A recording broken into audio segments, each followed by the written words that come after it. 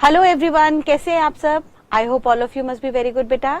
आइएगा, आज हम एक नया चैप्टर शुरू करते हैं इनकम टैक्स में, which is very important from examination stand point. और ये चैप्टर जो है ये इंडिपेंडेंट है of all the other chapters, यानी टेक्निकली ये एक बहुत आइसोलेटेड चैप्टर है जिसमें अपने खुद के प्रोविजंस है, जिसका बाकी सारे चैप्टर से बहुत ज्यादा कनेक्शन नहीं है। और ये चैप्टर का नाम है कैपिटल गेन। याद कीजिए, हमने शुरू में पढ़ा था कि सर इनकम टैक्स एक्ट का चार्जिंग सेक्शन कहता है कि आप टैक्सेबल इनकम पे टैक्स कंप्यूट कीजिए, और ये जो टैक्सेबल इनकम है इसको सेक्शन 14 कहता है कि 5 हेड में आपको बांटना है, जिसमें हमने देखा सर 5 हेड क्या क्या थे। सबसे पहला हेड सैलरी, दूसरा हाउस प्रॉपर्टी, तीसरा पीजीबीपी, चौथा कैपिटल गेन एंड पांचवा अदर सोर्सेस। इसमें से हम आज कैपिटल गेन को पहले देखेंगे। कैपिटल गेन का मतलब क्या होता है? सर कैपिटल गेन के लिए चार्जिंग सेक्शन बनाया गया इनकम टैक्स के अंदर, वो सेक्शन है सेक्शन नंबर 45। यानी सबसे पहले कैपिटल गेन के जो प्रोविजंस हैं वो सेक्शन 45 से लेके सेक्शन 55A तक होते हैं। और याद रखिएगा, जहां से पर्टिकुलर कोई हेड शुरू होता है वो सेक्शन चार्जिंग सेक्शन होता है, यानी वो सेक्शन चार्जेबिलिटी बताता है इस पर्टिकुलर हेड की। तो जैसे इनकम टैक्स के लिए 5 पर्टिकुलर हेड है, salary, house property, PGBP, capital gain, other sources, तो वहां पे कैपिटल गेन के लिए चार्जिंग सेक्शन है 45। और ये चार्जिंग सेक्शन का मतलब क्या होता है? वो सेक्शन जो टर्म्स एंड कंडीशंस बताता है जिनके पूरे होने पे कैपिटल गेन चार्ज किया जाता है। अब प्रैक्टिकली स्पीकिंग ये जो चार्जिंग सेक्शन 45 है, ये चार्जिंग सेक्शन 45 के अंदर कई सारे सब सेक्शंस हैं, जैसे section 45 subsection 1, 45 subsection 1A, 45 subsection 2, 45 subsection 2A, 45 subsection 3, 45 subsection 4, 45 subsection 5 and 45 subsection 5A। इसमें जो पहला सबसेक्शन है 45 सबसेक्शन 1, ये जनरल चार्जेबिलिटी के बारे में बताता है। यानी सेक्शन 45 सबसेक्शन 1 हमें बेसिक कंसेप्ट बताता है, बेसिक अंडरस्टैंडिंग देता है, बेसिक ग्राउंड्स बताता है जिनके बेसिस पे कैपिटल गेन चार्ज किया जाएगा। वेयरएज बाकी जितने भी सबसेक्शंस हैं ये स्पेसिफिक केसेस की बात करते हैं, जिनको हम आगे चल के देखेंगे। यानी बाकी सबसेक्शन स्पेसिफिक कुछ अलग अलग केसेस के अंदर चार्जेबिलिटी की बात करेगा, तो हम ये स्पेसिफिक केसेस बाद में देखेंगे। आज हम अपना चैप्टर शुरू करते हैं बेसिक चार्जिंग सेक्शन से, विच इज सेक्शन 45 सबसेक्शन 1। ये वो सेक्शन है जिसके अंदर बेसिक टर्म्स एंड कंडीशंस दी गई हैं, जिनके पूरे होने पे कैपिटल गेन जनरली सारे केसेस के ऊपर चार्ज होता है। ठीक है जी, तो आइए शुरू करते हैं हम अपना कैपिटल गेन का चैप्टर। Important yet interesting. आइए शुरू करते हैं कैपिटल गेन के प्रोविजंस को। लॉ मेकर कहता है that the provisions of capital gain are covered under section 45 to 55A and its chargeability determined under section 45, where section 45 subsection 1 prescribes general conditions or the conditions applicable generally in all cases for charging capital gain। Sir section 45 subsection 1 हमें वो सारी conditions बताएगा जिनके पूरे होने पे generally सारे cases के अंदर कैपिटल गेन चार्ज किया जाता है। और सेक्शन 45 सबसेक्शन 1 जो है वो ब्रॉडली हमें दो बातें बताएगा। सेक्शन 45 सबसेक्शन 1 ब्रॉडली हमें चार्जेबिलिटी में दो बातें बताएगा। पहली बात, किस तरीके की इनकम को हम कैपिटल गेन कहेंगे, और दूसरी बात कि ये जो कैपिटल गेन की इनकम होगी वो किस साल में टैक्सेबल की जाएगी। यानी आपको हमेशा ध्यान रखना है कि कैपिटल गेन के लिए दो बातों को हमेशा आपको सेपरेटली डिटरमिन करना है। पहला, कौन कौन सी इनकम को हम कैपिटल गेन में कवर करेंगे, यानी किस तरह की इनकम कैपिटल गेन के हेड के अंदर टैक्सेबल होगी, और दूसरा वो इनकम कौन से साल में टैक्सेबल की जाएगी, यानी उसके लिए वो कौन सा ईयर प्रीवियस ईयर माना जाएगा जिसके बेसिस पे हम टैक्स डिटरमिन करेंगे। ठीक है जी, तो आइए शुरू करते हैं सबसे पहले सवाल से कि भाई कौन सी इनकम कैपिटल गेन की इनकम मानी जाएगी। Which income shall be treated as income under the head capital gain? कौन कौन से दो सवाल है, पहले कौन सी इनकम कैपिटल गेन मानी जाएगी, और दूसरा सवाल कि ये इनकम किस साल में टैक्सेबल होगी, इसके लिए किस ईयर को हम प्रीवियस ईयर मानेंगे, जिसके बेसिस पे नेक्स्ट ईयर असेसमेंट ईयर में हम जाके टैक्स की कंप्यूटेशन करेंगे। तो सर पहला सवाल का जवाब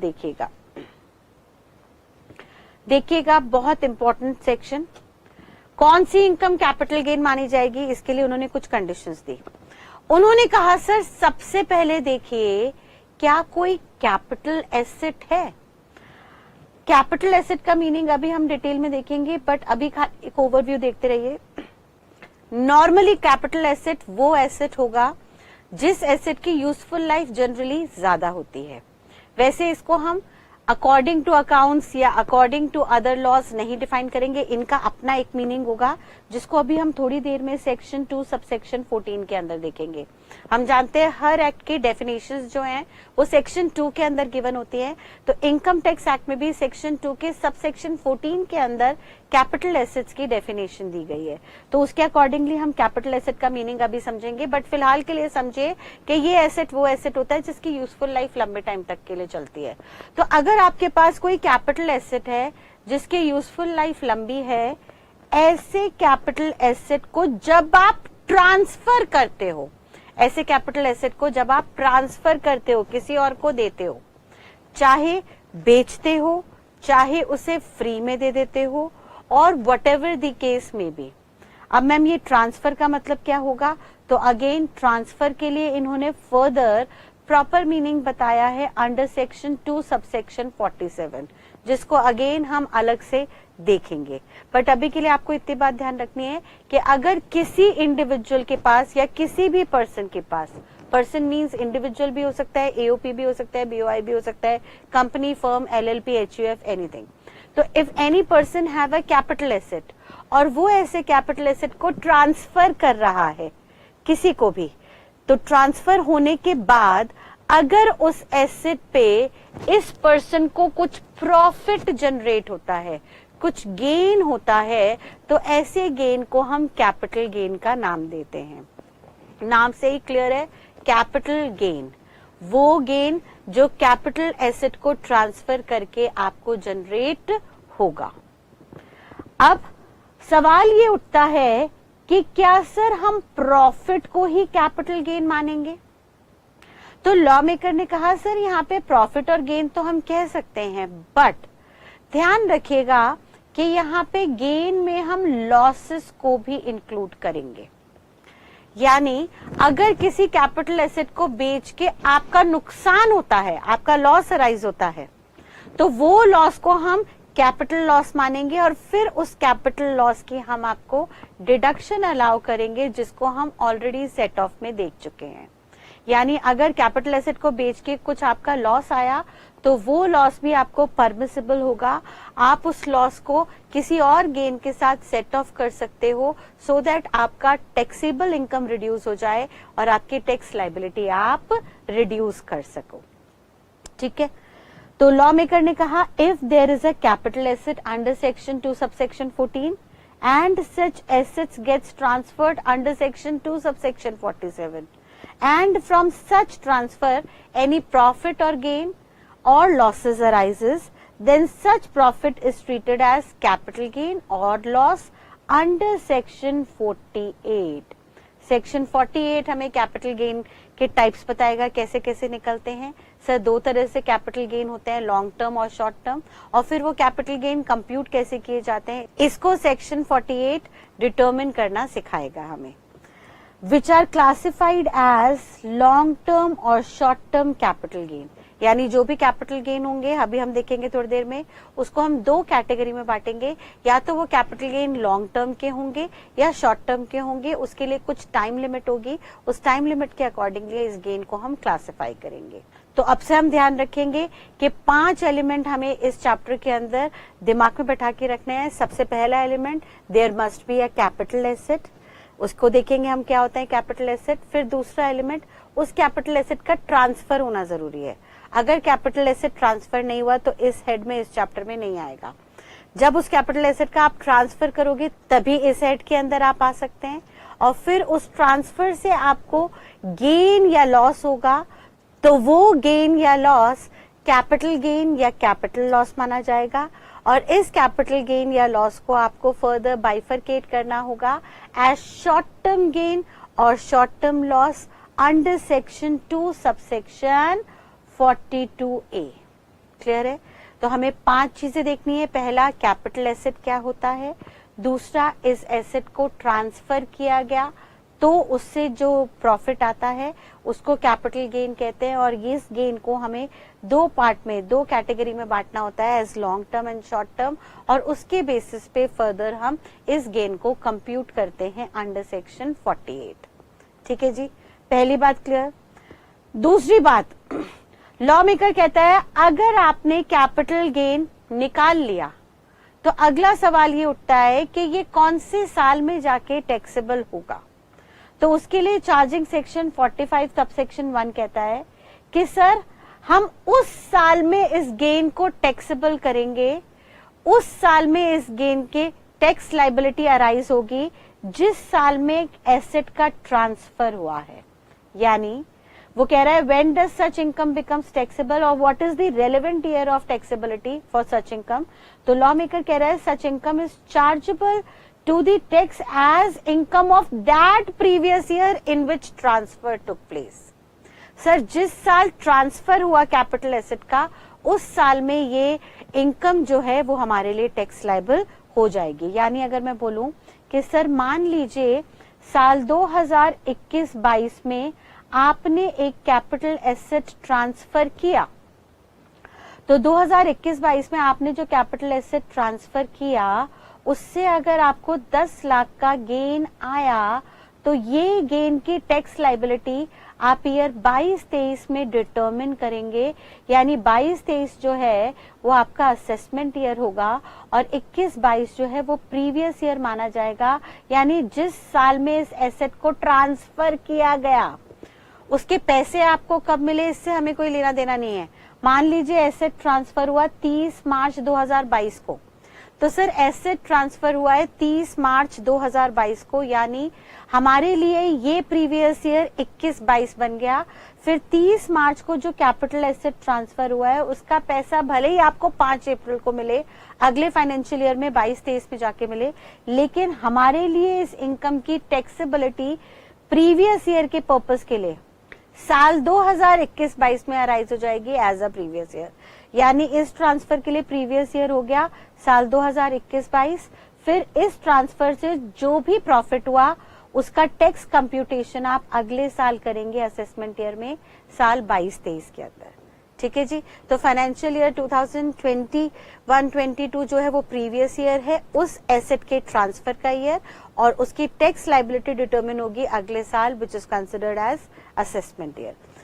तो वो यही कह रहा है सर कि income under head capital gain, इस हेड के अंदर जो इनकम आएगी उसके लिए प्रीवियस ईयर माना जाएगा वो साल जिस साल ट्रांसफर हुआ है एसेट का, और इस इनकम की कंप्यूटेशन आप नेक्स्ट ईयर में करेंगे असेसमेंट ईयर में, that year which is following the transfer year. जिस साल ट्रांसफर हुआ था वो प्रीवियस ईयर माना जाएगा और उसका इमीडिएटली अगला साल जो है सक्सीडिंग ईयर है उसको हम असेसमेंट ईयर का दर्जा देंगे, जिस साल में आपको टैक्स कंप्यूट करना होगा उस कैपिटल गेन के ऊपर। क्लियर है? तो भाई सेक्शन 45 सब सेक्शन 1 ने क्या 2 बातें बताई, साथ साथ रिवाइज करते जाइए। सर सबसे पहले यहाँ पे कौन सी इनकम कैपिटल गेन में आएगी? सर वो इनकम आएगी जो कैपिटल एसेट को ट्रांसफर करके जनरेट हुआ है प्रॉफिट, उसको कैपिटल गेन मानेंगे और उसको 2 कैटेगरी में बांटेंगे, लॉन्ग टर्म शॉर्ट टर्म। उसके बेसिस पे हम कैपिटल गेन को कंप्यूट करेंगे जिसपे इनकम टैक्स डिटरमिन किया जाएगा। और दूसरी बात कि सर ये गेन किस साल में टैक्सेबल होगा, तो उन्होंने कहा सर इस गेन के लिए प्रीवियस ईयर वो ईयर माना जाएगा जिस साल एसेट का ट्रांसफर हुआ है, और फिर उस प्रीवियस ईयर के अंदर जो भी एसेट का ट्रांसफर हुआ है उस एसेट पे हुए ट्रांसफर के कैपिटल गेन पे टैक्स जो है आपको इमीडिएट नेक्स्ट ईयर में डिटरमिन करना होगा। That is the assessment year immediately following that previous year in which transfer took place. तो चार्जेबिलिटी जो है प्रीवियस ईयर में अराइज होगी जिस साल ट्रांसफर हुआ एसेट का, और कंप्यूटेशन जो है वो नेक्स्ट ईयर अराइज होगी असेसमेंट ईयर में, which is immediately succeeding the previous year in which transfer took place.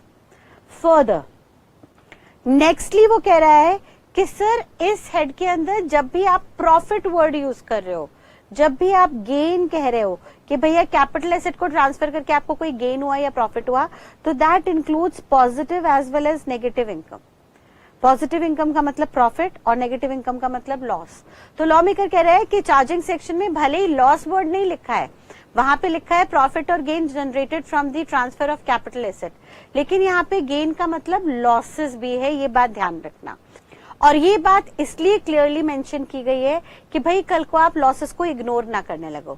तो हम आपको कह रहे हैं जब जब हम कैपिटल गेन की बात करेंगे तो वहां पे अगर कोई नेगेटिव अमाउंट आ रहा है, यानी कैपिटल एसेट को ट्रांसफर करके कोई लॉस आ रहा है, तो लॉस की भी ट्रीटमेंट हम आपको इस एक्ट में प्रोवाइड करेंगे। तो यहाँ पे profit means positive as well as negative income.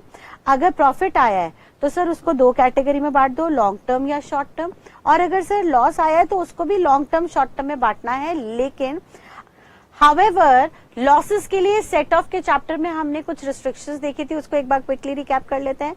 हमने कहा सर अगर लॉन्ग टर्म का लॉस है तो ये लॉन्ग टर्म का लॉस सिर्फ और सिर्फ लॉन्ग टर्म के प्रॉफिट से ही सेट ऑफ हो पाएगा, वेयर एज अगर शॉर्ट टर्म का लॉस है तो शॉर्ट टर्म का लॉस आप शॉर्ट टर्म प्रॉफिट से भी सेट ऑफ कर सकते हो, और अगर sufficient short term profits available नहीं है तो शॉर्ट टर्म लॉस को आप लॉन्ग टर्म प्रॉफिट के साथ भी सेट ऑफ कर सकते हो। लेकिन आप किसी और हेड के साथ इसे सेट ऑफ नहीं कर पाओगे, बाकी जो है वो आपको कैरी फॉरवर्ड करना होगा अप टू 8 years अंडर द सेम हेड। भाई इसका मतलब सिंपल से क्या है कि अगर लॉन्ग टर्म में प्रॉफिट है, शॉर्ट टर्म में प्रॉफिट है, और लॉन्ग टर्म में लॉस है, शॉर्ट टर्म में लॉस है, तो जो लॉन्ग टर्म का लॉस है वो लॉन्ग टर्म के प्रॉफिट के साथ सेट ऑफ कीजिए, और अगर शॉर्ट टर्म का लॉस है तो वो पहले शॉर्ट टर्म के प्रॉफिट के साथ सेट ऑफ करेंगे, और शॉर्ट टर्म का प्रॉफिट सफिशिएंट नहीं है तो आप उसको फर्दर लॉन्ग टर्म के कैपिटल गेन के प्रॉफिट के साथ सेट ऑफ कर सकते हैं। और अगर लॉन्ग टर्म का प्रॉफिट भी अवेलेबल ना हो तो भाई साहब जो भी बैलेंस बचा उसे आप कैरी फॉरवर्ड कर सकते हो फॉर नेक्स्ट 8 years अंडर the same head of capital gain, यानी आप किसी और हेड से इस हेड का लॉस सेट ऑफ नहीं कर पाओगे। क्लियर है? फर्दर वो कहता है सर जो भी कैपिटल गेन यहाँ पे कैपिटल एसेट को ट्रांसफर करके आपको आए, उस एसेट को आपको आगे चल के क्लासिफाई करना होगा under either of the two categories. आपको दो कैटेगरी में बांटना होगा, या तो वो कैपिटल गेन शॉर्ट टर्म माने जाएंगे या लॉन्ग टर्म माने जाएंगे। यानी सबसे पहले आपको कैपिटल गेन को उनके पीरियड ऑफ होल्डिंग के बेसिस पे, वो कैपिटल एसेट जिसको आप ट्रांसफर करके गेन जनरेट कर रहे हो, वो कैपिटल एसेट को आपने कितने दिन के लिए होल्ड किया अपने पास। जो भी असेसी था जिसने एसेट को बेचा, ट्रांसफर किया, उसने उस एसेट को कितने दिन के लिए होल्ड किया था, इसके बेसिस पे हम इस कैपिटल एसेट को दो कैटेगरी में बांट देंगे, शॉर्ट टर्म कैपिटल एसेट और लॉन्ग टर्म कैपिटल एसेट। और उस एसेट से जो भी गेन निकल के आएगा वो respectively short term capital asset को बेच के जो प्रॉफिट आएगा उसे हम शॉर्ट टर्म कैपिटल गेन कहते हैं, और लॉन्ग टर्म कैपिटल एसेट को बेच के जो गेन आएगा we will call it as long term capital asset. तो भाई जो भी कैपिटल गेन है उसे उनके पीरियड ऑफ होल्डिंग के accordingly short term capital gain और लॉन्ग टर्म कैपिटल गेन में क्लासिफाई करेंगे अंडर सेक्शन 2 सबसेक्शन 42A। हमने 2 सबसेक्शन 42A क्यों बोला? क्योंकि बेटा देखिएगा शॉर्ट टर्म कैपिटल गेन और long term capital gain depend करता है एसेट के नेचर पे। तो शॉर्ट टर्म कैपिटल एसेट क्या है, शॉर्ट टर्म कैपिटल एसेट क्या है, ये बात सेक्शन 2 सबसेक्शन 42A के अंदर बताई गई है। और ये सेक्शन सबसे ज्यादा रेलेवेंट है क्योंकि भाई अगर आपने ये जान लिया कि शॉर्ट टर्म कैपिटल एसेट क्या होते हैं तो उनके अलावा बाकी जितने भी कैपिटल एसेट होंगे वो लॉन्ग टर्म होंगे। तो वैसे लॉन्ग टर्म कैपिटल एसेट का मीनिंग सेक्शन 2 सबसेक्शन 29A के अंदर दिया गया है और शॉर्ट टर्म कैपिटल एसेट को बेच के जो प्रॉफिट आएगा वो शॉर्ट टर्म कैपिटल गेन है, इसका मीनिंग सेक्शन 2 सबसेक्शन 42B में है। और लॉन्ग टर्म कैपिटल एसेट को बेच के जो गेन आएगा उसे लॉन्ग टर्म कैपिटल गेन कहेंगे। ये बात सेक्शन 2 सबसेक्शन 29B के अंदर है। लेकिन अगर आप बाकी तीनों सेक्शन ना भी याद करो तो चलेगा, आपको मेनली सेक्शन 2 सबसेक्शन 42A याद रखना है, जिसमें अगर आपने ये याद कर लिया कि शॉर्ट टर्म कैपिटल एसेट्स कौन कौन से होते हैं तो बाकी सारी चीजें आपको क्लियर हो जाएंगी, क्योंकि जो शॉर्ट टर्म कैपिटल एसेट होते हैं वो उनसे आने वाला gain short term capital gain है और in short term capital asset को छोड़ के बाकी जितने भी एसेट्स हैं वो लॉन्ग टर्म माने जाएंगे, उनसे आने वाले प्रॉफिट को हम लॉन्ग टर्म कैपिटल गेन बुलाएंगे।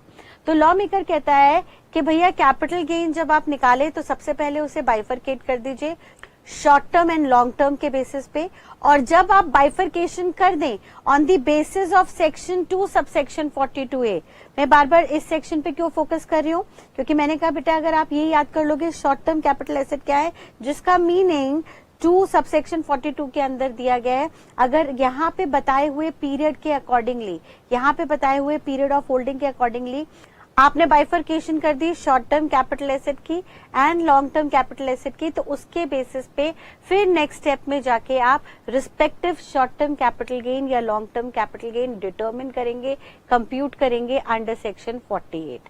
तो आपको दो सेक्शन दिमाग में बैठा के रखना है, सेक्शन 2 सबसेक्शन 42 के अंदर लॉन्ग टर्म शॉर्ट टर्म बांटना है और जो भी long term short term capital assets निकल के आए उनके ऊपर long term capital gain and short term capital gain respectively आप कंप्यूट करेंगे अंडर सेक्शन 48।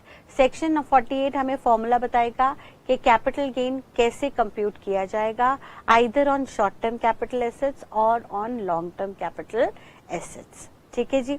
तो भाई अब से दिमाग में आपको बैठा लेना है कि इस हेड के अंदर, इस चैप्टर के अंदर चार्जिंग सेक्शन 45 सबसेक्शन 1 कहता है कि भैया आपको कुछ बेसिक सेक्शंस को दिमाग में बैठाना है। यानी चार्जिंग सेक्शन 45 सबसेक्शन 1 के अकॉर्डिंगली सर कैपिटल एसेट होना जरूरी है अकॉर्डिंग टू सेक्शन 2 सबसेक्शन 41, उसका ट्रांसफर होना जरूरी है अकॉर्डिंग टू सेक्शन 2 सबसेक्शन 47, फिर उससे आने वाला जो गेन या प्रॉफिट है विच इंक्लूड्स लॉसेस ऑल्सो, उस गेन या लॉस को आपको क्लासिफाई करना है as short term and long term according to section 2 subsection 42A। 2 subsection 42A short term capital asset and long term capital asset बताएगा और फिर जो भी शॉर्ट टर्म लॉन्ग टर्म में आपने कैपिटल एसेट को क्लासिफाई कर दिया है उसके बेसिस पे नेक्स्ट स्टेप में जाके सेक्शन 48 के अंदर आप कैपिटल गेन को कंप्यूट करेंगे। शॉर्ट टर्म कैपिटल एसेट से आने वाला गेन होगा शॉर्ट टर्म कैपिटल गेन और लॉन्ग टर्म कैपिटल एसेट से आने वाला जो गेन होगा वो होगा लॉन्ग टर्म कैपिटल गेन, या it might be resulting in losses also. तो हम शॉर्ट टर्म कैपिटल लॉस और लॉन्ग टर्म कैपिटल लॉस भी कह सकते हैं। यानी चार्जिंग सेक्शन से हमने यहाँ पे इस चार्जिंग सेक्शन 45 सबसेक्शन 1 से हमने 4 और सेक्शंस को कनेक्ट कर दिया। पहला सेक्शन 2 सबसेक्शन 14 कैपिटल एसेट्स का मीनिंग बताएगा, दूसरा सेक्शन 2 सबसेक्शन 47 ट्रांसफर का मीनिंग बताएगा, तीसरा section 2 subsection 42A short term capital assets बताएगा कौन से होते हैं, एंड देन उनके अकॉर्डिंगली हम लॉन्ग टर्म कैपिटल एसेट्स को अलग बांट देंगे और फिर रिस्पेक्टिवली शॉर्ट टर्म कैपिटल और लॉन्ग टर्म कैपिटल गेन को हम सेक्शन 48 में जाके कंप्यूट करेंगे। ठीक है जी। तो भाई अब यहाँ पे चार्जिंग सेक्शन 45 सबसेक्शन 1 को समझने के लिए पहले हमें ये चारों सेक्शंस डिटेल में अच्छे से समझने होंगे। आइए देखते हैं एक एक करके हम एक एक सेक्शंस उठाते हैं। सेक्शन 45 सबसेक्शन 1 की चार्जेबिलिटी डिटरमिन करने के लिए आज हम सबसे पहले समझेंगे कि कैपिटल एसेट क्या होता है और इस कैपिटल एसेट का डिटेल मीनिंग दिया गया सेक्शन 2 की सबसेक्शन 14 के अंदर। देखिएगा सेक्शन 2 सबसेक्शन 14 क्या कहता है। सेक्शन 2 सबसेक्शन 14 कैपिटल एसेट्स का मीनिंग बताता है और इसके मीनिंग को समझने के लिए हम पहले सारे एसेट्स को एक लेमैन की लैंग्वेज में बाइफरकेट कर देते हैं।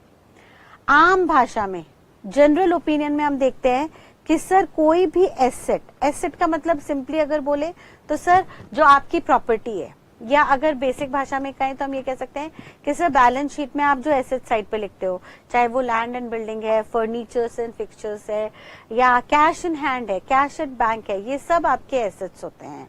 अब जो भी एसेट्स आपने एसेट साइड पे लिखे उसको हम ब्रॉडली दो कैटेगरी में बांट सकते हैं। या तो सर उस एसेट को हम कैपिटल एसेट मानेंगे या कैपिटल एसेट नहीं मानेंगे। अगर हमने उसे कैपिटल एसेट माना तो उसके ट्रांसफर पे जो गेन आएगा वो कैपिटल गेन कहलाया जाएगा।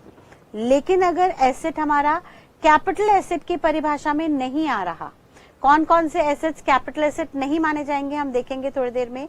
तो अगर कोई एसेट कैपिटल एसेट की परिभाषा में नहीं आ रहा तो उससे आने वाला ट्रांसफर सर कैपिटल गेन तो नहीं होने वाला। तो सर फिर उस इनकम को हम क्या नाम देंगे? तो भाई हम देखेंगे एक एक करके कि अगर कोई एसेट कैपिटल एसेट की परिभाषा में नहीं है तो आप बताओ फिर वो किस तरीके का एसेट है, और जो भी एसेट का नेचर है उसके अकॉर्डिंगली उस एसेट को ट्रांसफर करने पे जो इनकम आ रही है उस इनकम को हम रिस्पेक्टिव हेड में टैक्सेबल करेंगे। फॉर एग्जाम्पल अगर मैं यहाँ पे कह दूं स्टॉक इन ट्रेड, सर एक बिजनेस पर्सन के पास स्टॉक पड़ा हुआ है जिसकी वो ट्रेडिंग करता है, तो सर ये जो स्टॉक इन ट्रेड पड़ा है जिसको वो रेगुलर बेसिस पे खरीदता बेचता है वो उसका कैपिटल एसेट नहीं है। और अगर वो उसका कैपिटल एसेट नहीं है, उसके बिजनेस का स्टॉक है, तो उस स्टॉक को बेच के जो प्रॉफिट आ रहा है वो उसकी बिजनेस इनकम है which shall be chargeable under the head PGBP. ठीक है जी, तो ये पीजीबीपी के अंदर टैक्सेबल होगा अगर हम स्टॉक इन ट्रेड की बात करें। अगर कोई और तरीके का एसेट है जो कैपिटल एसेट नहीं है तो हो सकता है वो किसी और हेड में टैक्सेबल हो, या हो सकता है कहीं कहीं सरकार कहे कि इसको हम इनकम टैक्स में टैक्सेबल ही नहीं कर रहे। तो इसके बारे में भी साथ साथ सेक्शन 2 सब सेक्शन 14 ने हमें बताया, जिसको हम पैरेलली समझने की कोशिश करते हैं। आइए देखते हैं। हमने कहा सर एसेट्स या तो कैपिटल एसेट्स होंगे या कैपिटल एसेट्स नहीं होंगे। अगर कैपिटल एसेट है अंडर सेक्शन 2 सब सेक्शन 14 तो उसके ट्रांसफर से आने वाला प्रॉफिट कैपिटल गेन है, और अगर वो कैपिटल एसेट्स नहीं है तो उस एसेट्स के ट्रांसफर से जो प्रॉफिट आने वाला है वो प्रॉफिट कैपिटल गेन के अंदर टैक्सेबल नहीं होगा। हाँ, कैपिटल गेन के अलावा किसी और हेड में टैक्सेबल हो सकता है, या हो सकता है किसी भी हेड में टैक्सेबल ना हो। तो देखते हैं सबसे पहले सेक्शन 2 सबसेक्शन 14 की डेफिनेशन। सेक्शन 2 सबसेक्शन 14 शुरू करता है अपनी बात by stating that any kind of property, किसी भी तरीके की प्रॉपर्टी का मतलब होता है कोई भी ऐसी चीज जिसकी अपनी वैल्यू हो, कोई भी ऐसी चीज जिसकी मार्केट में कोई वैल्यू हो। तो सर कोई भी चीज जिसकी मार्केट में कोई वैल्यू है उसको हम प्रॉपर्टी का दर्जा देते हैं। और सेक्शन 2 सबसेक्शन 14 कहता है कि भैया हर तरह की प्रॉपर्टी हमारे लिए यहाँ पे कैपिटल एसेट है। क्या बात कर रहे हैं सर, हर तरह की प्रॉपर्टी। तो लॉ मेकर ने कहा रुकिए, पहले समझिए हम क्या कहना चाह रहे हैं।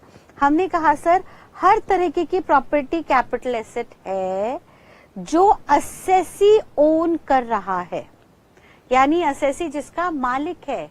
यहाँ पे असेसी की ओनरशिप होनी मस्ट है। अगर उसने किराए पे लिया है तो भैया इस चैप्टर में मत आना। अगर आपने ये सामान खरीदा था, आप मालिक हो इसके, या आपको किसी ने गिफ्ट दिया था जिसकी वजह से आप इसके मालिक हो, यानी अगर आपका किसी भी प्रॉपर्टी पे मालिकाना अधिकार है फॉर एनी पर्पस, किसी भी पर्पस के लिए। सर आपने ज्वेलरी खरीदी अपनी वाइफ को गिफ्ट देने के लिए, या आपने गाड़ी खरीदी खुद के पर्सनल यूज के लिए, या आपने घर खरीदा अपनी फैमिली के लिए, या आपने ऑफिस खरीदा बिजनेस पर्पस के लिए। तो किसी भी पर्पस के लिए आप कोई भी तरीके की प्रॉपर्टी खरीद रहे हो, वो सारी की सारी प्रॉपर्टी कैपिटल एसेट्स की परिभाषा में आएगी, except this is most important. भाई उन्होंने यहाँ पे फर्दर रिस्ट्रिक्शन दे दी। उन्होंने कहा भाई साहब हर तरीके की प्रॉपर्टी कैपिटल एसेट है इन 4 को छोड़ के। ये जो 4 आइटम्स हम बता रहे हैं, ये 4 आइटम्स को हम कैपिटल एसेट नहीं मानेंगे। ये जो हम एक्सेप्शन आपको दे रहे हैं सेक्शन 2 सब सेक्शन 14 के अंदर, जहां पे हम 4 एसेट्स की लिस्ट दे रहे हैं, ये 4 एसेट्स कैपिटल एसेट नहीं माने जाएंगे। और क्योंकि ये 4 एसेट्स कैपिटल एसेट नहीं माने जाएंगे तो इनको ट्रांसफर करके जो भी इनकम आएगी वो कैपिटल गेन में तो नहीं आएगी। बाकी कहाँ आएगी इसको हम देखते हैं धीरे धीरे करके। हो सकता है वो पीजीबीपी में आए, हो सकता है वो कहीं पे भी ना आए, नोवेयर कहीं पे भी ना आए, तो उसका ट्रीटमेंट क्या होगा इसको हम एक एक करके समझने की कोशिश करते हैं। आइए देखिएगा, शुरू करते हैं एक्सेप्शंस।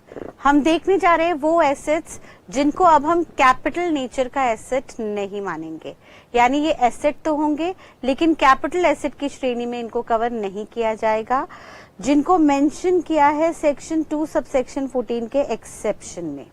तो ध्यान रखिएगा, कैपिटल एसेट्स की परिभाषा डेफिनेशन सेक्शन 2 सब सेक्शन 14 में दी, जिसमें उन्होंने कहा सर हर तरह की प्रॉपर्टी जो है जो असेसी ओन कर रहा है for any purpose is a capital asset except these 4 items. और ये जो 4 आइटम्स है क्योंकि कैपिटल एसेट के मीनिंग से बाहर चले गए हैं, यानी इनको हम कैपिटल एसेट नहीं मानेंगे। ये एसेट तो हैं लेकिन इनका नेचर कैपिटल नेचर का नहीं होगा, यानी इन एसेट्स को ट्रांसफर करके बेच के कोई भी इनकम आ रही है वो कैपिटल गेन में नहीं आने वाली। फिर वो कौन से हेड में आएगी या किसी में आएगी भी या नहीं आएगी, उससे रिलेटेड अब हम प्रोविजंस को देखेंगे। तो भाई सेक्शन 2 सब सेक्शन 14 का एक्सेप्शन 4 आइटम्स को, 4 एसेट्स को कैपिटल एसेट्स की डेफिनेशन से बाहर करता है। सबसे पहला आइटम है stock in trade. Very obvious, stock in trade का मतलब क्या होता है? वो सामान जो सामान सप्लायर ने अपने पास ट्रेडिंग के लिए रखा है। फॉर एग्जाम्पल अगर मैं बात करूं सर गाड़ी की, गाड़ी अगर मैं खरीदती हूं, प्रियंका सक्सेना खरीदती है, who is a practising accountant and running coaching institution, तो मेरे लिए ये जो गाड़ी है ये कैपिटल एसेट है। सर एसेट है और इसका यूजेज लंबे टाइम तक चलेगा, लेकिन मान लीजिए एक ट्रेडर है बग्गा लिंक्स या कॉम्पिटेंट मोटर्स, जिन्होंने मारुति लिमिटेड के साथ टाई अप किया है कि भाई हम आपकी गाड़ियां आगे बेचेंगे। तो बग्गा लिंक्स या कॉम्पिटेंट मोटर्स ने ऑथोराइज्ड एजेंसी ले रखी है मारुति की कि भाई आपकी गाड़ी को हम आगे बेचेंगे। तो बग्गा लिंक्स के लिए ये गाड़ी जो है ये स्टॉक इन ट्रेड की तरह है, भैया इसकी ये ट्रेडिंग करते हैं। तो जब ये स्टॉक इन ट्रेड की तरह है तो ये कैपिटल एसेट की परिभाषा में नहीं आएगा, ये कैपिटल एसेट नहीं माना जाएगा। और जब कैपिटल एसेट नहीं माना जाएगा तो क्या माना जाएगा? भाई सिंपल सी बात है, अगर स्टॉक इन ट्रेड है यानी इसका आप बिजनेस कर रहे हो। इन ट्रेड का मतलब होता है जिसका आप बिजनेस कर रहे हो। ट्रेडिंग का लिटरल मीनिंग होता है पीछे से माल को खरीदना और उसको आगे बेचना। तो बग्गा लिंक्स मारुति लिमिटेड से गाड़ी लेता है और उसको आगे बेचता है। तो भाई अगर आप ट्रेडिंग कर रहे हो स्टॉक की, यानी इसका बिजनेस कर रहे हो, तो इसको बेच के जो इनकम आएगी वो आपकी बिजनेस इनकम में इंक्लूड होगी, यानी पीजीबीपी के अंदर, पीजीबीपी हेड के अंदर उसे हम टैक्सेबल करेंगे। ठीक है जी। तो वो यही कह रहा है स्टॉक इन ट्रेड का मतलब क्या होता है? सर कोई रॉ मटेरियल है, कोई वर्क इन प्रोग्रेस है, कोई कंज्यूमेबल स्टोर है। कंज्यूमेबल स्टोर का मतलब ready to use in goods, कोई भी गुड्स जिनको हम फिनिश गुड्स का भी नाम दे सकते हैं। सर कोई भी गुड्स जिनको आप कंज्यूम कर रहे हो, जिनको आगे बेचने की तैयारी कर रहे हो, उनको हम कैपिटल एसेट्स नहीं मानेंगे। और उनको अगर आप बेचते हो, चाहे वो कंज्यूमेबल स्टोर्स के नाम से, चाहे वर्क इन प्रोग्रेस, चाहे रॉ मटेरियल या स्टॉक के नाम से है, तो सर उससे आने वाली जो इनकम है वो कैपिटल गेन में तो नहीं आने वाली, उसको हम बिजनेस इनकम में ले जाएंगे पीजीबीपी के अंदर। लेकिन लॉ मेकर ने कहा कि इसकी भी फर्दर एक्सेप्शन होंगे। समझिए वो क्या कहना चाह रहा है। वो कह रहा है एक्सेप्शन की एक्सेप्शन, ध्यान रखिए जरा। हमने कहा सर सेक्शन 2 सब सेक्शन 14 के अंदर कैपिटल एसेट का मीनिंग है, लेकिन उसकी कुछ एक्सेप्शन है जिसमें स्टॉक इन ट्रेड आता है, यानी stock in trade capital assets नहीं है। लेकिन स्टॉक इन ट्रेड की फर्दर एक्सेप्शन आई। एक्सेप्शन की एक्सेप्शन का लिटरल मीनिंग होता है इंक्लूजन। भाई नेगेटिव नेगेटिव पॉजिटिव हो गया। तो सेक्शन 2 सबसेक्शन 14 की एक्सेप्शन है कि stock in trade capital asset नहीं माना जाएगा, लेकिन स्टॉक इन ट्रेड की भी फर्दर कुछ एक्सेप्शन है जो कहता है सर इनको अब हम, ये नॉन कैपिटल एसेट्स की परिभाषा की एक्सेप्शन है, यानी इनको अब हम अगेन कैपिटल एसेट्स मानेंगे।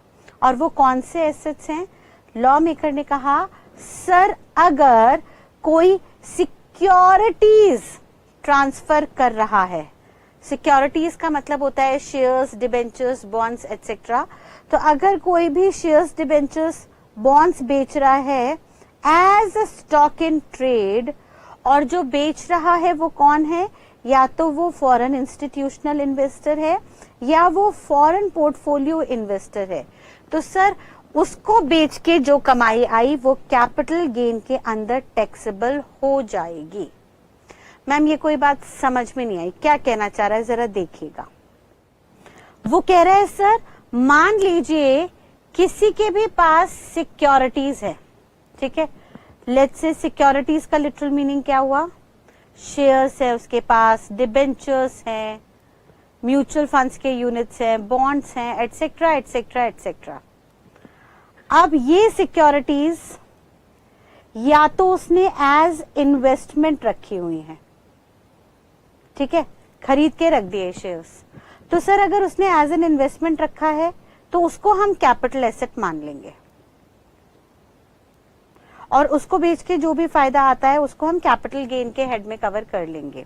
लेकिन अगर सिक्योरिटीज को किसी ने स्टॉक इन ट्रेड की तरह रखा हुआ है, सर कोई शेयर ब्रोकर है, स्टॉक ब्रोकर है, कोई ट्रेडर है जिसका काम ही है शेयर्स, डिबेंचर्स को खरीदना बेचना, तो लॉ मेकर कहता है कि अगर ये stock in trade foreign institutional investor या फॉरेन पोर्टफोलियो इन्वेस्टर ने होल्ड किया है, यानी टेक्निकली स्पीकिंग कोई फॉरेनर है इन्वेस्टर, चाहे वो एज एन इंस्टीट्यूशनली यहाँ पे इन्वेस्ट कर रहा है या पोर्टफोलियो में इन्वेस्ट कर रहा है, तो सर हम चाहेंगे कि ये फॉरेन इन्वेस्टर हमारी कंट्री में आए, क्योंकि सर ये बाहर से कैश इनफ्लो इंडिया में लेके आ रहा है, इसके आने से इंडिया में कैश इनफ्लो बढ़ रहा है।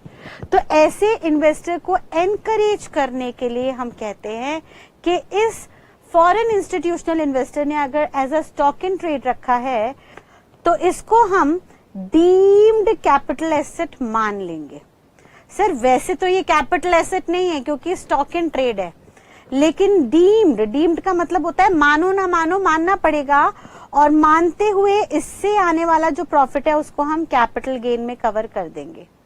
हाउएवर अगर यही शेयर्स को as a stock in trade किसी और ने अपने पास खरीद के रखा होता, other than foreign institutional investor और फॉरेन पोर्टफोलियो इन्वेस्टर, अगर किसी और ने इसको खरीद के रखा होता as an stock in trade, तो सर वो कैपिटल एसेट नहीं माना जाता, और क्योंकि वो कैपिटल एसेट नहीं होता तो उससे आने वाला गेन भी कैपिटल गेन नहीं माना जाता, रादर उसको हम पीजीबीपी में कवर करते। मैम ये बात कुछ समझ में नहीं आई, आपने यहाँ पे फॉरेन इंस्टीट्यूशनल इन्वेस्टर के स्टॉक इन ट्रेड को बिकने वाली कमाई को कैपिटल गेन में ले लिया, लेकिन बाकियों को पीजीबीपी में लिया, इससे फायदा क्या हुआ? तो लॉ मेकर कहता है सर ये जो फॉरेन इंस्टीट्यूशनल इन्वेस्टर है ही is very good for our economy, ठीक है, and we want to encourage more of their entry in India, ठीक है। तो हमने कहा कि सर इनके स्टॉक इन ट्रेड में पड़े हुए शेयर्स, डिबेंचर्स के बिकने की कमाई को हम कैपिटल गेन में लाएंगे, वेयर एज पीजीबीपी के अंदर ना कि हम इन्हें पीजीबीपी में लाएंगे। तो मैम इससे क्या फायदा नुकसान हो रहा है? तो ध्यान रखिएगा बेटा, पीजीबीपी के अंदर जो है इन फॉरेन इन्वेस्टर्स को 40% का फ्लैट टैक्स देना होता है, वेयर एज अगर हम कैपिटल गेन में लाते तो सर अगर ये लॉन्ग टर्म कैपिटल गेन में आ रहा है तो 10% का टैक्स देना होगा, और अगर शॉर्ट टर्म कैपिटल गेन में आ रहे हैं तो 15% का टैक्स। तो सर हम चाहते हैं कि इस फॉरेन इन्वेस्टर को हम ज्यादा से ज्यादा एनकरेज करें, इसे इंडिया में ज्यादा से ज्यादा इन्वेस्ट करने का मौका दें, सो दैट इंडियन इकोनॉमी में कैश एंड फ्लो बढ़े। देयरफॉर इसको हम पीजीबीपी में ना कवर करके इस पे 40% का टैक्स ना लगा के मात्र 10 या 15% का टैक्स लगाएंगे by classifying the income generated from their transfer as capital gain. बात समझ में आ रही है? तो देखिए वो क्या कह रहा है यहाँ पे, एक्सेप्शनली एक बार समझने की कोशिश कीजिएगा। उन्होंने कहा सर कोई भी पर्सन कोई भी प्रॉपर्टी को होल्ड कर रहा है तो वो कैपिटल एसेट है, लेकिन उसमें स्टॉक इन ट्रेड नहीं आएगा। लेकिन स्टॉक इन ट्रेड की एक्सेप्शन हो गई कि सर अगर कोई सिक्योरिटीज को होल्ड कर रहा है और वो सिक्योरिटीज होल्ड की जा रही हैं बाय फॉरेन इन्वेस्टर्स, तो ऐसे केस में उससे आने वाले प्रॉफिट को, उस स्टॉक इन ट्रेड से आने वाले प्रॉफिट को हम कैपिटल गेन में कवर करेंगे। उस स्टॉक इन ट्रेड को हम डीम्ड कैपिटल एसेट मानते हुए उसको कैपिटल गेन में कवर करके 10 या 15% का टैक्स लेंगे, instead of covering such income under PGBP where a flat rate of 40% becomes taxable. ठीक है, तो देखिए वो क्या कहना चाह रहा है। देखिए वो कह रहा है sir whenever any asset sold as stock in trade SIT then it is not a capital asset and its transfer will be considered as income under head PGBP. जैसे मैंने आपको एग्जांपल दिया कि सर गाड़ी अगर मैं hold कर रही हूं तो वो कैपिटल एसेट है, उससे आने वाला प्रॉफिट कैपिटल गेन है। मैंने एक एयर कंडीशन खरीदा, वो मेरे लिए कैपिटल एसेट है, क्योंकि सर मैं practising accountant coaching classes run करती हूँ और प्रैक्टिस करती हूँ, तो मेरे लिए जो एसी है, एयर कंडीशन है, वो एक तरह से बिजनेस में ऑपरेशंस में यूज होने वाला एसेट है जिसकी लाइफ लंबी है, तो मेरे लिए कैपिटल एसेट माना जाएगा और इसको अगर मैं बेच के कुछ प्रॉफिट जनरेट करती हूँ तो वो कैपिटल गेन में आएगा। लेकिन अगर यही एसी कोई इलेक्ट्रॉनिक शोरूम बेचता as a stock in trade तो उससे आने वाला प्रॉफिट पीजीबीपी में आता, ना कि कैपिटल एसेट की परिभाषा में। सिमिलरली सर अगर कोई ज्वेलरी है, अगर मेरे पास कोई ज्वेलरी है और वो ज्वेलरी मैं बेच रही हूं तो मेरे लिए वो कैपिटल एसेट है और उससे आने वाला प्रॉफिट कैपिटल गेन में कवर होगा। वेयर एज अगर ज्वेलरी एक ज्वेलर बेच रहा है अपने शोरूम से और उसके लिए वो ज्वेलरी स्टॉक इन ट्रेड मानी जाएगी, यानी वो कैपिटल एसेट नहीं माना जाएगा। और जब एक ज्वेलर अपने शोरूम से ज्वेलरी बेच रहा है as a stock in trade, वो स्टॉक जिसकी वो ट्रेडिंग करता है, जिसकी वो खरीद बेच करता है, तो वो कैपिटल एसेट नहीं है, वो ट्रेडिंग का सामान है जिसमें हम बिजनेस कर रहे हैं। और जब वो बिजनेस का सामान है तो उसको बेच के जो भी इनकम आ रही है वो पीजीबीपी के हेड में टैक्सेबल होगी, ना कि कैपिटल गेन में। लेकिन अगर एक ज्वेलर अपने शोरूम से सामान उठा के अपने घर पे ले जाता है और अपनी वाइफ को गिफ्ट करता है और उसके पास अब वो जो ज्वेलरी उसके पास और उसकी वाइफ के पास पड़ी है वो पर्सनल कैपेसिटी में पड़ी है, तो ज्वेलर अगर अपनी पर्सनल ज्वेलरी, जो सुनहार है, जो ज्वेलर शोरूम का मालिक है, जो सुनहार अपनी पर्सनल ज्वेलरी अगर उठाता है तो वो उसकी पर्सनल ज्वेलरी कैपिटल एसेट में, क्योंकि उसने बेचने के लिए नहीं रखी, ट्रेडिंग के लिए नहीं रखी है, तो जो उसकी पर्सनल ज्वेलरी है वो कैपिटल एसेट की परिभाषा में आ जाएगी। और अगर वो पर्सनल ज्वेलरी बेच के कोई गेन जनरेट करता है तो अगेन वो कैपिटल गेन के हेड में टैक्सेबल हो जाएगा। यानी हम किसी भी तरीके का एसेट जो है, अगर वो एसेट हम एज एन इन्वेस्टमेंट खरीद के रखते हैं, भाई ज्वेलरी खरीद के हमने एज एन इन्वेस्टमेंट लॉकर में रख दी, तो सर वो हमारे लिए कैपिटल एसेट है, उससे आने वाला प्रॉफिट कैपिटल गेन है। लेकिन अगर उसको हम as a stock in trade रखते हैं, उसकी ट्रेडिंग करते हैं, बिजनेस करते हैं, तो सर वो कैपिटल एसेट नहीं है, वो कैपिटल गेन में नहीं आएगा, रेदर उसकी हम बिजनेस में ट्रेडिंग करते हैं, देयरफॉर उससे आने वाला प्रॉफिट बिजनेस इनकम में जाएगा, यानी पीजीबीपी में। लेकिन स्टॉक इन ट्रेड की एक एक्सेप्शन आ गई सिक्योरिटीज की, और सिक्योरिटीज के लिए उन्होंने कहा कि अगर किसी ने securities as stock in trade रखी है और जिसने स्टॉक इन ट्रेड रखा हुआ है वो फॉरेन इंस्टीट्यूशनल इन्वेस्टर है या फॉरेन पोर्टफोलियो इन्वेस्टर है, तो भले ही सर आप उसे स्टॉक इन ट्रेड की परिभाषा में ले भी आइए, लेकिन उससे आने वाला जो प्रॉफिट होगा वो कैपिटल गेन माना जाएगा। तो जब उससे आने वाला प्रॉफिट कैपिटल गेन है तो उस स्टॉक इन ट्रेड को हम यहाँ पे टैक्सेशन पर्पस के लिए डीम्ड कैपिटल एसेट मान लेंगे। मानो ना मानो हम मान लेंगे कि ये कैपिटल एसेट है। ठीक है जी। तो यहाँ पे उसने क्या कहा कि अगर कोई सिक्योरिटीज को एज एन इन्वेस्टमेंट रखता है अपने पास तो उसके लिए वो सिक्योरिटीज कैपिटल एसेट्स है, चाहे सिक्योरिटीज शेयर्स फॉर्म में हो, डिबेंचर्स में हो, बॉन्ड्स में हो या म्यूचुअल फंड्स के यूनिट्स की फॉर्म में हो, और कैपिटल एसेट है तो उसको अगर आप बेचते हो और बेचने पे प्रॉफिट आता है तो वो कैपिटल गेन में आएगा। वेयर एज अगर कोई securities as a stock in trade रख रहा है, कोई भी स्टॉक ब्रोकर ट्रेडर, तो उसके लिए वो कैपिटल एसेट नहीं है, उससे आने वाला प्रॉफिट कैपिटल गेन में नहीं आएगा, रादर पीजीबीपी में आएगा। लेकिन इसकी एक्सेप्शनल केस आ गया कि अगर स्टॉक इन ट्रेड की तरह उन सिक्योरिटीज को फॉरेन इन्वेस्टर ने रखा है तो then even though it is a stock in trade, भले ही आप इसे स्टॉक इन ट्रेड बोल दो, लेकिन इस स्टॉक इन ट्रेड को बेचने के बाद अगर कोई प्रॉफिट आता है फॉरेन इंस्टीट्यूशनल इन्वेस्टर या पोर्टफोलियो इन्वेस्टर के हाथ में तो उसको हम कैपिटल गेन मानेंगे, वो हमारे लिए कैपिटल गेन में कवर होगा। और ये बेनिफिट हमने जानबूझ के दिया to encourage foreign investors more in India.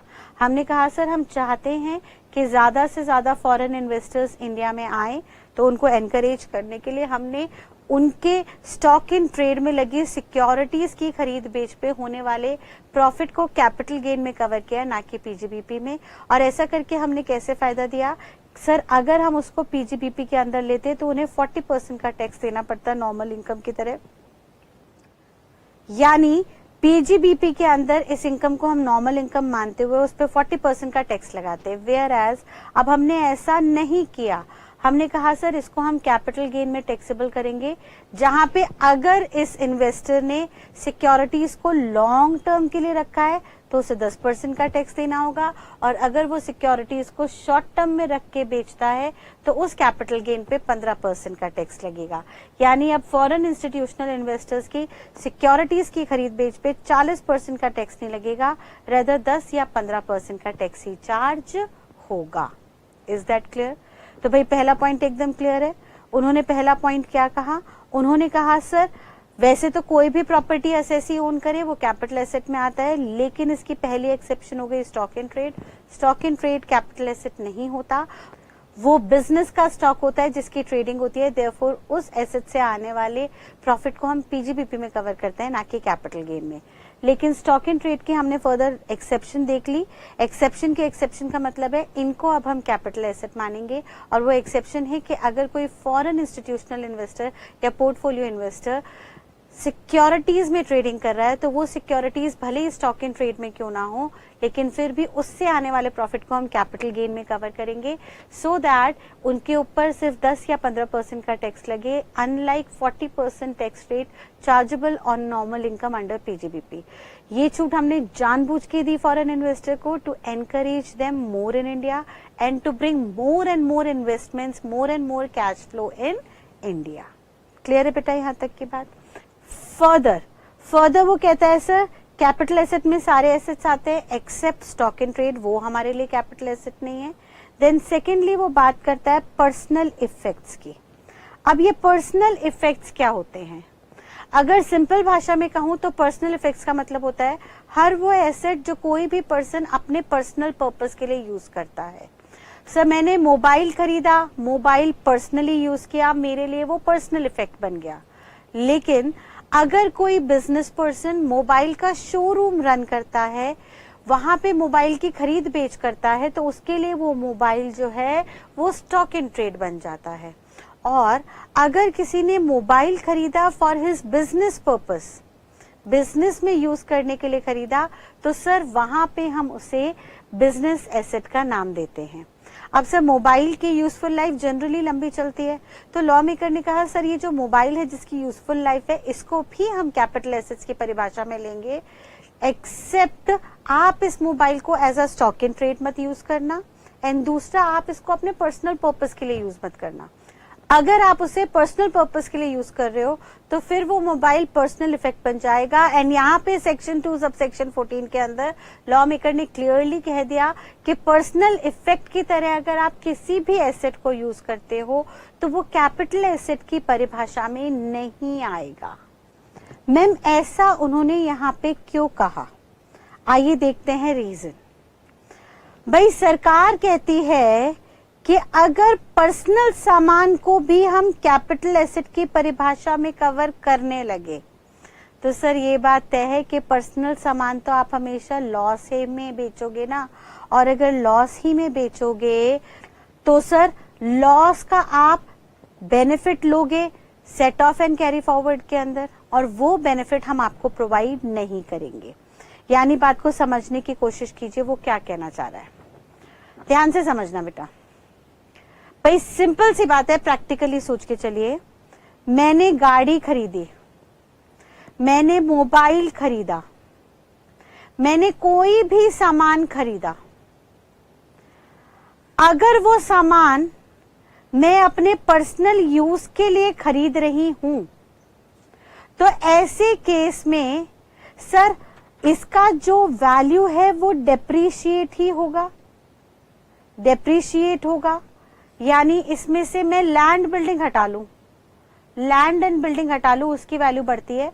Land and building को छोड़ के बाकी सारे एसेट्स की जो वैल्यू है वो डेप्रीशिएट होगी।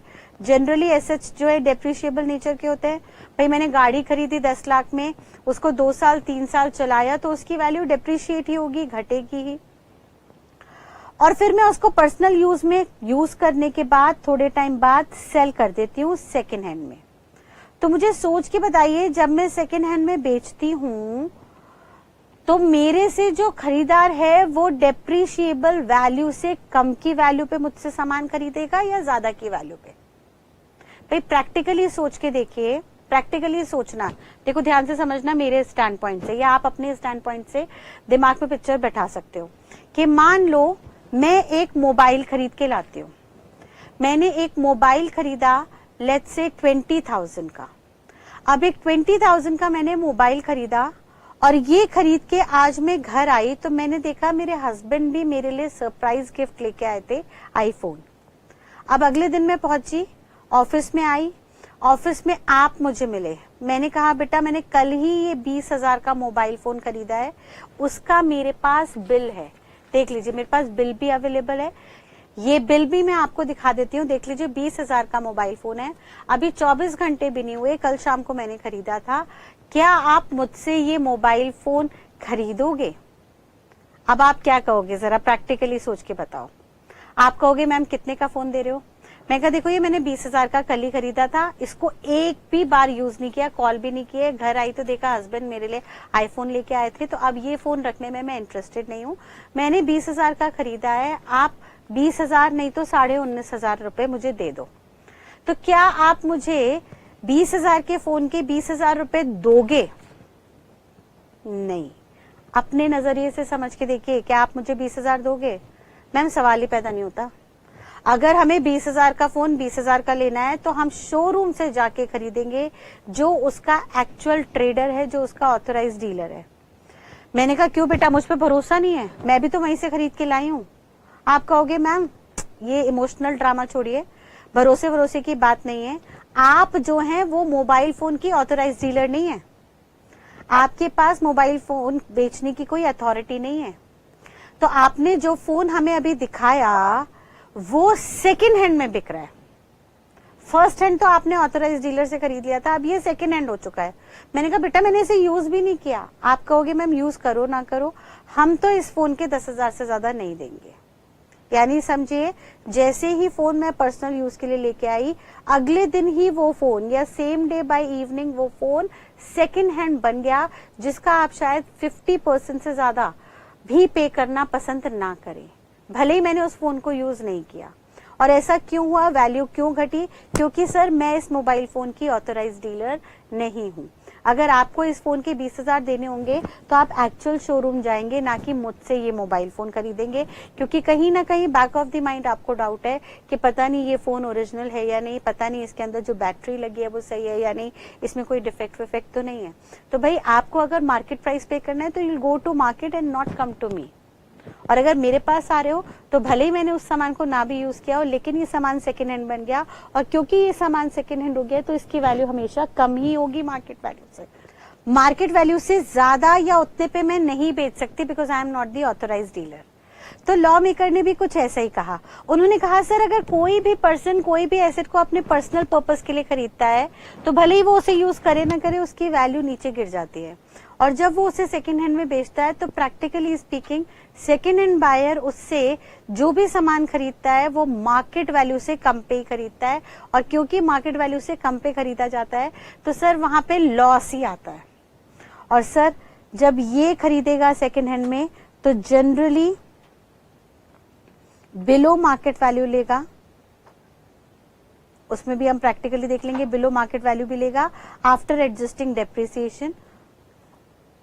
ये लाइन का मतलब क्या होता है अभी इग्नोर कर दीजिए, बस ये समझ लीजिए मार्केट वैल्यू से नीचे पे बेचेगा, और जब मार्केट वैल्यू से नीचे पे बिकेगा तो सर ये बात तय है कि उससे हमेशा लॉस ही आएगा। और हमने कहा था कि sir capital gain includes losses also, तो अगर हमने इस एसेट को कैपिटल एसेट मान लिया तो इससे आने वाला लॉस जो है वो कैपिटल लॉस हो जाएगा, चाहे वो शॉर्ट टर्म हो या लॉन्ग टर्म। और अगर ये लॉस आ गया तो इस लॉस का बेनिफिट आप सेट ऑफ के अंदर ढूंढने लगोगे, सेट ऑफ करके या अगले साल कैरी फॉरवर्ड करके आप सेट ऑफ करोगे, और सेट ऑफ करके आप अल्टीमेटली अपनी टैक्सेबल इनकम को रिड्यूस कर लोगे, जो हम नहीं चाहेंगे, क्योंकि सर पर्सनल यूज के लिए तो हर कोई सामान खरीदता होगा, हर एसएससी एसेट्स को खरीदता होगा अपने पर्सनल पर्पस के लिए, और पर्सनल पर्पस में जब भी कोई एसएससी अपना एसेट खरीदता है तो उसकी वैल्यू नीचे गिरेगी, और जब वो उसे जनरली सेकंड हैंड में बेचेगा तो कम ही वैल्यू पे बेचेगा, यानी एट लॉस पे बिकेगा, यानी हर बार वो लॉसेस को एक्यूमुलेट करके अगले 8 सालों तक कैरी फॉरवर्ड करके अपनी टैक्सेबल इनकम को रिड्यूस करा लेगा। तो भाई साहब ये हम नहीं होने देंगे। देखिए सरकार कितनी इंटेलिजेंट है, सरकार ने कहा ये हम नहीं होने देंगे, हम आपको ये लॉस का सेट ऑफ का बेनिफिट नहीं देने वाले। और इससे बचने के लिए हमने फॉर्मूला क्या बना दिया कि भैया ये जो एसेट है जो आपने पर्सनल पर्पस के लिए लिया, इसको हम कैपिटल एसेट ही नहीं मानेंगे। यानी लॉ मेकर ने कहा कि भाई साहब कभी भी कोई भी एसेट को अगर आप पर्सनल पर्पस के लिए ले रहे हो, as a personal purpose use करते हो, तो उसे हम पर्सनल इफेक्ट मानेंगे।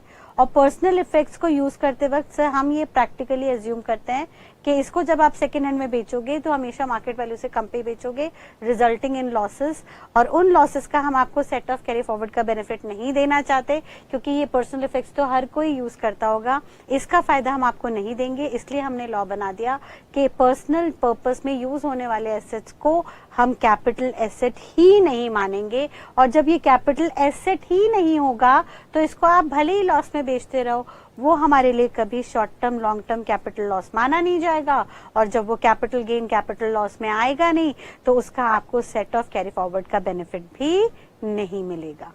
बात समझ में आ रही है? तो यही बात लॉ मेकर ने कही। देखिए वो क्या कहना चाह रहा है। लॉ मेकर कहता है कि सर प्रैक्टिकली अगर हम पर्सनल इफेक्ट्स को कैपिटल एसेट मान भी लेते तो एक प्रॉब्लम होती।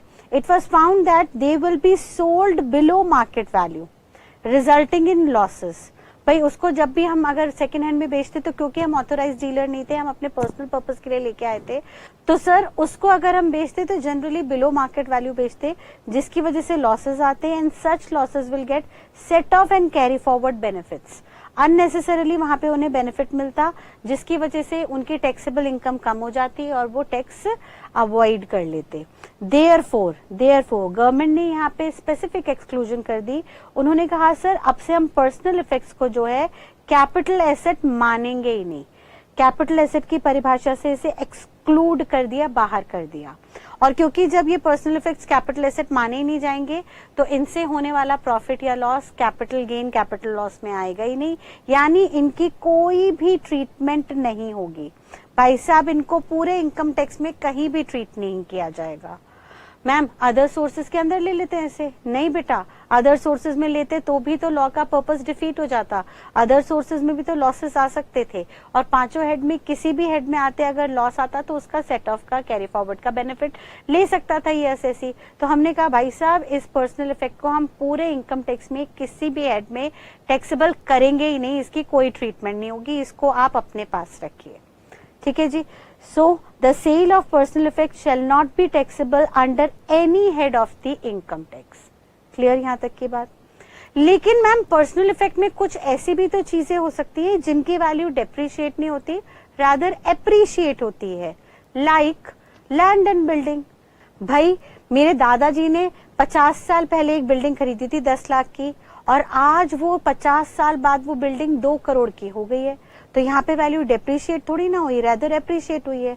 तो सरकार ने कहा रुकिए, हम भी यहाँ पे पर्सनल इफेक्ट्स के अंदर कुछ कंडीशंस आपको देंगे, और वो कंडीशंस क्या है आइए समझने की कोशिश करते हैं।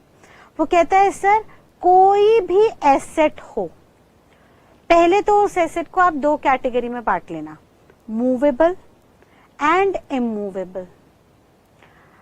इमूवेबल है यानी लैंड एंड बिल्डिंग या दोनों, तो ऐसे में आप चेक करो कि वो as a stock in trade रखा हुआ है या एज एन एसेट और इन्वेस्टमेंट रखा है। अगर किसी ने भी लैंड एंड बिल्डिंग को as a stock in trade रखा है, एक प्रॉपर्टी डीलर है, वो काम ही उनका ये है कि भैया वो बिल्डिंग्स खरीदते हैं और आगे फिर उन्हें सब्सिक्वेंटली बढ़े हुए रेट पे बेचते हैं सो दैट उससे प्रॉफिट कमा सके। या सर बहुत बड़े बड़े बिल्डर्स हैं like Supertech, DLF etcetera etcetera, इनका काम ही है बिल्डिंग बनाते हैं और उसको बेचते हैं और उससे पैसा कमाते हैं। तो भाई लॉ मेकर कहता है कि अगर कोई प्रॉपर्टी डीलर है, कोई बिल्डर है जिसके लिए लैंड एंड बिल्डिंग जो है एक तरह से स्टॉक इन ट्रेड है, तो ये तो उसका बिजनेस का सोर्स है। देयरफॉर इस एसेट को बेच के जो इनकम आएगी वो सर सीधे सीधे पीजीबीपी में चली जाएगी। यानी सर ये तो पहले ही केस के अंदर चला गया जो हमने पहला एक्सेप्शन देखा स्टॉक इन ट्रेड का। लेकिन सर अगर कोई पर्सन इस एसेट को, इस लैंड एंड बिल्डिंग को एज एन इन्वेस्टमेंट संभाल के रखता है, इसकी ट्रेडिंग नहीं करता, जैसे आप और हम आम आदमी जो नॉन बिल्डर्स हैं, जो नॉन प्रॉपर्टी डीलर हैं, वो लैंड और बिल्डिंग कभी भी लेंगे तो इन्वेस्टमेंट पर्पस के लिए लेते हैं। तो सर ऐसे केस में चाहे वो लैंड एंड बिल्डिंग आप पर्सनल यूज के लिए लो, चाहे उसे बिजनेस प्रोफेशन में यूज करो और किसी भी पर्पस के लिए यूज करो, सर वो हमारे लिए हमेशा कैपिटल एसेट होगा और उसको बेच के कोई भी प्रॉफिट लॉस आएगा वो हमारे कैपिटल गेन के अंदर कवर किया जाएगा। तो मैम फिर पर्सनल इफेक्ट्स में क्या आएंगे? तो ध्यान रखना बेटा, आज से पर्सनल इफेक्ट का मतलब होगा मूवेबल एसेट्स। पर्सनल इफेक्ट का मतलब क्या होगा? Movable assets. Immovable assets personal effect की परिभाषा में नहीं आएंगे, क्योंकि इमूवेबल जो एसेट्स हैं हम एज्यूम करते हैं कि उनकी वैल्यू हमेशा एप्रिशिएट होती है ना कि गिरती है।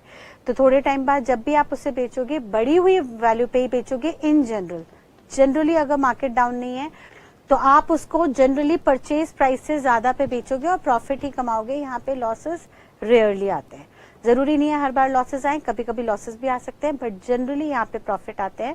देयरफॉर इमूवेबल प्रॉपर्टी को हमने पर्सनल इफेक्ट की डेफिनेशन से बाहर कर दिया, पहली बात। दूसरी बात उन्होंने कहा कि सर पर्सनल इफेक्ट में बाकी सारे मूवेबल एसेट आ जाएंगे। अगर मूवेबल एसेट को आप पर्सनल यूज के लिए रखते हो तो सर ऐसे केस में उसको हम कैपिटल एसेट नहीं मानेंगे, और यहां से आने वाला जो लॉस है वो सर कैपिटल एसेट के मीनिंग से बाहर रहेगा, और यहाँ पे आने वाला जो लॉस है या गेन है वो पूरे इनकम टैक्स में कहीं पे भी ट्रीट नहीं होगा, किसी भी हेड में कवर नहीं होगा। लेकिन अगर कोई मूवेबल एसेट को आप बिजनेस पर्पस के लिए रखते हो और जनरली वो एसेट डेप्रिशिएबल नेचर का है, आप उसे डेप्रिशिएट कर रहे हो, तो सर यहाँ पे जब भी हम कैपिटल गेन कंप्यूट करेंगे तो रिटर्न डाउन वैल्यू पे करेंगे, ना कि एक्चुअल कॉस्ट में। अब ये रिटर्न डाउन वैल्यू वगैरह क्या होती है इसको हम आगे देखेंगे, बस अभी के लिए बात इतनी ध्यान रख लीजिए कि अगर कोई मूवेबल एसेट जो है उसको आप बिजनेस यूज में लेके आते हो तो सर वो हमारे लिए कैपिटल एसेट है, और अगर वो कैपिटल एसेट है तो उसको बेच के जो भी फायदा नुकसान होगा वो कैपिटल गेन के हेड में आएगा। अब ये कैपिटल गेन कैसे कंप्यूट होगा, डेप्रिसिएशन कैसे निकलेगा, क्या होगा, इन सब की ट्रीटमेंट हम आगे चल के धीरे धीरे देखते रहेंगे।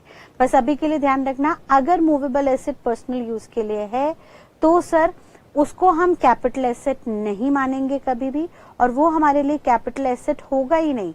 जब वो हमारे लिए कैपिटल एसेट होगा ही नहीं तो हमें उस पर कोई डेप्रिसिएशन वगैरह कंप्यूट करने की जरूरत नहीं है, ना ही हमें उस पर कोई लॉसेस या प्रॉफिट निकालने की जरूरत है, क्योंकि वो कैपिटल एसेट की परिभाषा से बाहर है। देयरफॉर उस पर कोई कैपिटल गेन या कैपिटल लॉस नहीं होगा। अब जैसे ही सरकार ने ये बात कही तभी सरकार को कुछ एक्सपर्ट्स ने राय दी। उन्होंने कहा सर ध्यान रखिए, हर मूवेबल एसेट जो है जरूरी नहीं है मार्केट वैल्यू से नीचे बिके। सर मैं आपको एक एसेट बता रहा हूँ, ज्वेलरी जो मूवेबल है, लेकिन सर ज्वेलरी जो गोल्ड या प्रीशियस मेटल से बनी है उसकी भी टाइम के साथ वैल्यू बढ़ती ही बढ़ती है।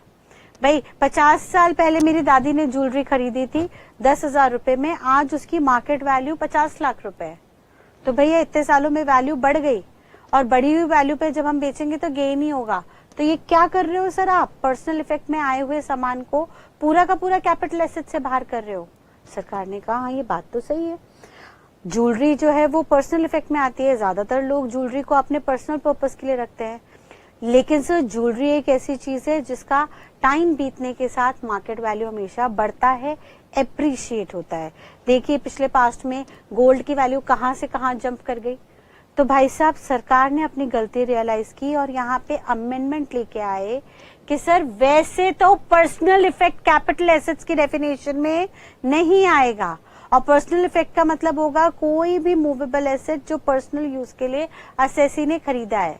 लेकिन पर्सनल यूज के लिए अगर आपने नीचे बताए हुए एसेट्स खरीदे हैं तो भले ही वो मूवेबल है, भले ही आप पर्सनल पर्पस के लिए ले रहे हो, लेकिन उसको हम पर्सनल इफेक्ट की डेफिनेशन में कवर नहीं करेंगे, क्योंकि वो पर्सनल इफेक्ट की डेफिनेशन में कवर नहीं होगा, यानी वो वापस कैपिटल एसेट बन जाएगा। समझिए वो क्या कहना चाह रहा है, फिर से बार बार दिमाग में बैठाइए। भाई हम क्या पढ़ रहे हैं समझने की कोशिश कीजिए और पकड़ के रखिए पॉइंट को। हम पढ़ रहे हैं सेक्शन 2 सबसेक्शन 14, जहां पे हमें कैपिटल एसेट का मीनिंग बताया जा रहा है, और लॉ मेकर ने कहा कैपिटल एसेट का लिटरल मीनिंग है एनी काइंड ऑफ प्रॉपर्टी, किसी भी काइंड की प्रॉपर्टी जो ओन्ड है, ओन्ड बाय असेसी, असेसी ने जिसे ओन कर रखा है फॉर एनी यूज, किसी भी पर्पस के लिए, लेकिन